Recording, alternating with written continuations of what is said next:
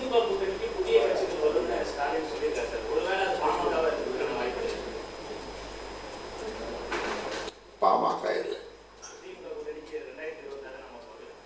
அது பாமக அதில் நிர்வாகக்குழு,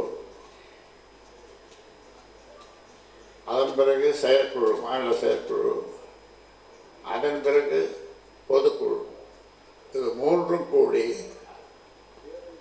எந்த கட்சியோடு எந்த அணியோடு கூட்டணி சேருவது என்று முடிவு செய்யும்.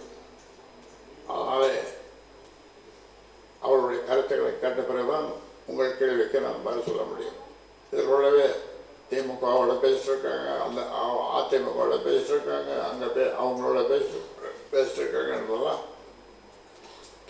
வெறும் வதந்திகள்.